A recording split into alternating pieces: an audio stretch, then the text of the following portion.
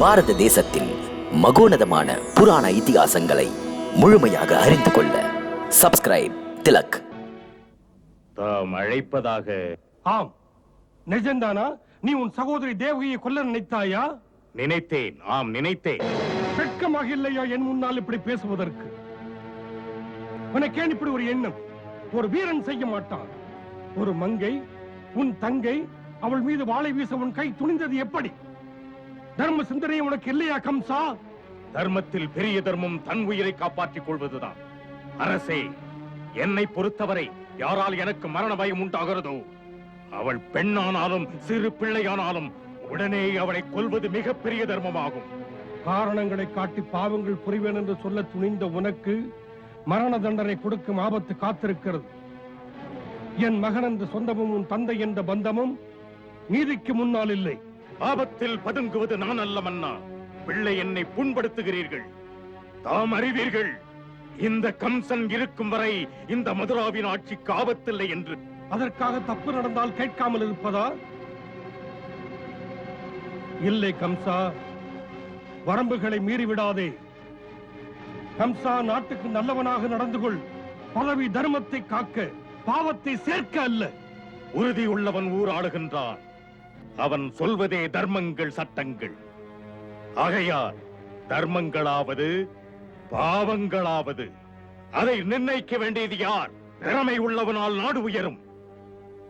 ஆண்மையும் ஆற்றலும் இன்று யாரிடம் இருக்கிறது தமக்கு தெரியாதா? ஆம், தெரியும். ஆற்றலும் ஆண்மையும் இன்று உன்னிடம் இருக்கிறது.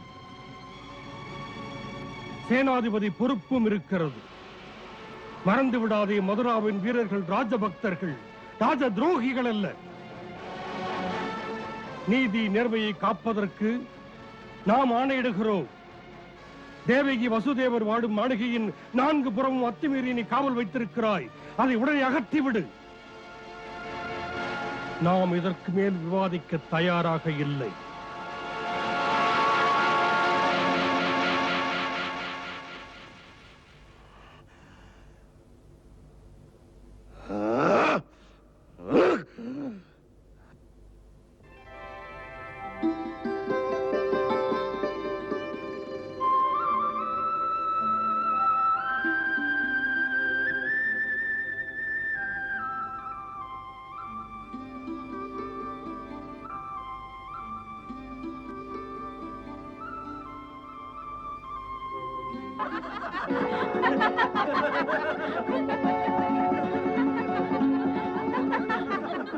ஸ்வேதபாலா, சுவாமி, எல்லாரும் எப்படி உள்ளே வந்தீர்கள்?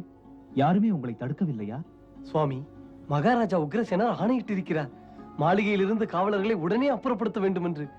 உங்களையும் சுதந்திரமாக விடுவித்திருக்கிறார். அப்படியா? ஆம் சுவாமி, கோவத்தில் மகாராஜா யுவராஜரை பலமாக கண்டித்திருக்கிறார்.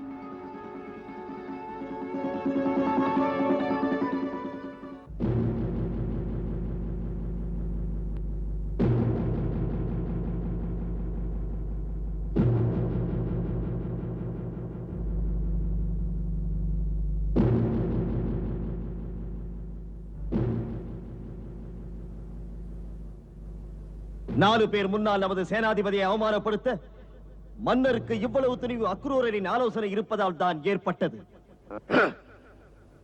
அந்த விஷ்ணு குலத்தவரை எல்லாம் சிறையில் அடைக்க வேண்டும். கூடாது. அப்படி செய்வது ஆபத்தாக முடியும். முக்கியமாக நாம் கவனிக்க வேண்டிய கருத்து, மன்னர் சொன்னது போல மதுராவில் உள்ள சேனைகள் ராஜபக்தி உள்ளது, சுயநலமற்றது. யுவராஜரின் அந்தரங்க காவலர்கள் சிலரை தவிர மற்றவர்கள் மன்னருக்கு விரோதமாக நம் பக்கம் வரமாட்டார்கள். அப்படியானால் நாமெல்லாம் இந்த அவமானத்தை பொறுத்துக் கொள்ள வேண்டுமா? ஆம் ஆம் யுவராஜா, இந்த சமயம் அப்படி இருப்பதுதான் நல்லது. திறன்மிக்க யுவராஜர் வேறு அணுகுமுறையிலே சிந்தித்தால் அடுத்துள்ள நாட்டின் சேனைகளை எப்படியாவது மதுராவுக்குள் அழைத்து. எந்த சேனை? உங்களுக்கு 2 நண்பர்கள், மன்னன் பானாசுரன், மன்னன் பாமாசுரன். அவர்கள் உதவி செய்வார்கள். அவர்கள் எல்லை பகுதி நமது எல்லை பகுதியில் முடிகிறது. நல்ல வாய்ப்பு அவர்களின் உதவி பெறுவதற்கு. சாணூரா, நண்பன் நீதான் எனக்கு. சொல்வதை பக்குவமாக சொன்னாய். அமைதியற்ற நிலைமையில் ஆறுதல் கிடைக்குமா என்று மதுராவை விட்டு ஒரு சில நாள் பயணம் செல்லப் போகிறேன். போகும்போது நான் பாணாசூரனையும் பாமாசூரனையும் பார்த்து ஒரு முடிவெடுக்கப் போகிறேன்.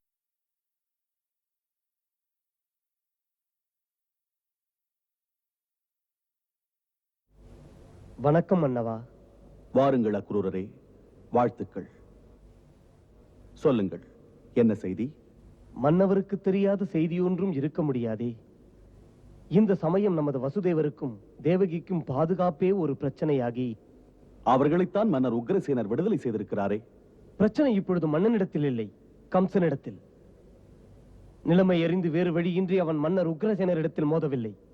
மௌனமாயிருக்கும் எரிமலை உயிரோடு அவன் வசுதேவரையும் தேவகியையும் விட தயாராயில்லை. அவன் கைகளில் இருந்து இவர்கள் இருவரும் இனி விடுபடவே முடியாது மன்னா. ஓ, அப்படியானால் சதிகார கம்சன் அதிகாரத்தை கையில் எடுக்கும் முன்னால் நாம் நமது வசுதேவரையும் தேவகியையும் இந்த சமயத்தில் மதுராவில் இருந்து அழைத்து சென்று பத்திரமான இடத்தில் வைக்க வேண்டும். மன்னவா, அக்ரூரர் சொன்னது மிக நல்ல யோசனை. அதை ஏற்றுக்கொள்ளுங்கள்.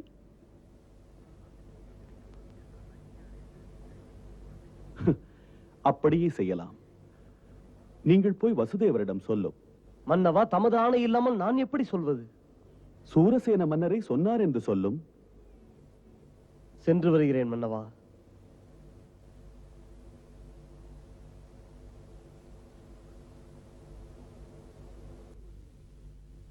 ஆபத்தான நிலைமையை புரிந்து கொள்ளுங்கள் வசுதேவரே. எப்படியாவது நீங்கள் வேறு எங்காவது சென்று பாதுகாப்போடு இருப்பது அவசியம். அப்போதுதான் அசரீரி வாக்குக்கிணங்க. தாம் அசரீரி வாக்கை நம்புகிறீர்களா? நம்புகிறேன். அப்படியானால் அசரீரி வாக்கின் உட்கருத்து உங்களுக்கு விளங்காமல் இருக்காதே. கருத்தா? கருத்துத்தான். அசரீரி வாக்கின் கருத்தில் எங்களது 8வது பிள்ளை கம்சனுக்கு யமனாகும் என்றால் எப்படியும் எங்களுக்கு 8வது பிள்ளை பிறக்கும் என்பதுதானே அர்த்தம். ஆமாம். அசரீரி வாக்கு அப்படி இருக்கும் போது நாங்கள் எங்கிருந்தாலும் எப்படி இருந்தாலும் என்ன, உயிரோடு இருப்பது நிச்சயம்தானே. பிறகு ஏன் எங்கள் காவலுக்கு இத்தனை ஆர்ப்பாட்டம்? வசுதேவரே, அக்ரூரரே, கடவுள் எந்த ஒரு மனிதன் கையிலும் அடுத்த மனிதனின் வாழ்வை முடிக்க அதிகாரம் தரவில்லை. கடவுள் ஒருவனை கொல்ல விரும்பவில்லை என்றால் எந்த சக்தியும் எத்தனை முறை முயன்றாலும் அவனை கொல்லவே முடியாது. அசரீரி வாக்கு சொன்னது உண்மை என்றால் கம்சன் எங்களை மதுராவிலும் கொல்லவே முடியாது. ஆகையால் மதுராவை விட்டு செல்வதென்பது பொருத்தமான கருத்தல்ல. தாம் விதியை பற்றி விளக்கம் தருகிறீர். விதி போல் நடக்கட்டும் என்று விட்டு விடுவது அறிவுடைமை அல்ல. தற்காப்பு மனிதனுக்கு முதல் கடமை. எவன் தனது கடமையை மறந்து விடுகிறானோ அவனுக்கு காலமும் கை கொடுக்காது. ஆகையால் தாம் தமது கடமையை காப்பாற்றிக் கொள்ளுங்கள். மனசாட்சிப்படி கடமையைத்தான் காப்பாற்றுகிறேன். அக்ரூரரை, இந்த சமயத்தில் எனது கடமை மதுராவில் இருப்பது. எதற்கு? எதற்கென்றால் நான் கம்சனிடம் வாக்களித்திருக்கிறேன். நானும் தேவகியும் மதுராவை விட்டு செல்வதில்லை என்று. இப்படி ஒரு வாக்குறுதியை பணயமாக வைத்துத்தான் நான் கம்சனிடம் தேவகிக்கு உயிர் பிச்சை வாங்கியிருக்கிறேன். ஆகையால் இப்போது என் கடமை மதுராவில் இருப்பதுதான். என்ன, என் மைந்தன் அப்படி சொன்னானா? ஆம் மன்னவா. வாழ்க வாழ்க வசுதேவா வாழ்க. தாய்நாட்டு மண்ணின் தன்மைதான் நான் பெற்றெடுத்த என் மைந்தனின் நேர்மை. அதனால் எனக்கும் பெருமை. முற்பிறவியில் அவன் முனிவன். அவன் வாய்மை உள்ளவன், வாய்மைக்காக வாழ்பவன், வாய்மையை வணங்குபவன். அவன் வீட்டில் ஆண்டவன் பிறக்கப் போகிறார்.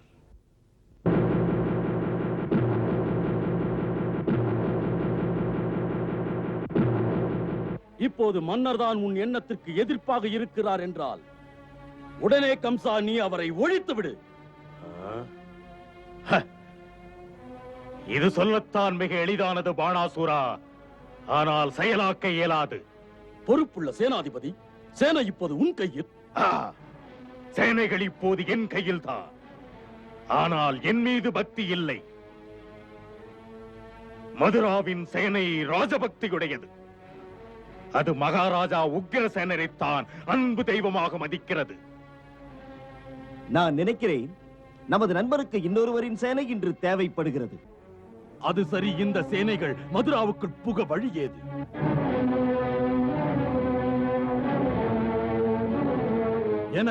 எனக்கு தெரிந்த வரையில் நமது சேனைகள் அணிவகுக்காமல் சிறு சிறு குழுவாக பிரிந்து மதுராவுக்குள் போகலாம். உங்கள் அரண்மனையை சேர்ந்த ரகசிய பகுதிக்குள் காத்து நிற்கலாம். ஆம் இளவரசி, அவசியம் நேரும் போது அந்த சேனைகளின் தக்க துணையுடன் திட்டங்களை சரியாக தீட்டி மகாராஜா உக்ரசேனருக்கு தாம் யார் என்று காட்டிவிடுங்கள். இந்த திட்டப்படி மகாராஜா உக்கிரசேனரின் பிரச்சனையை நான் தீர்த்தால் பிறகு எந்த பிரச்சனையின் எதிர்ப்பும் என்னை எதிர்த்து நிற்க நாளை தலை தூக்காது.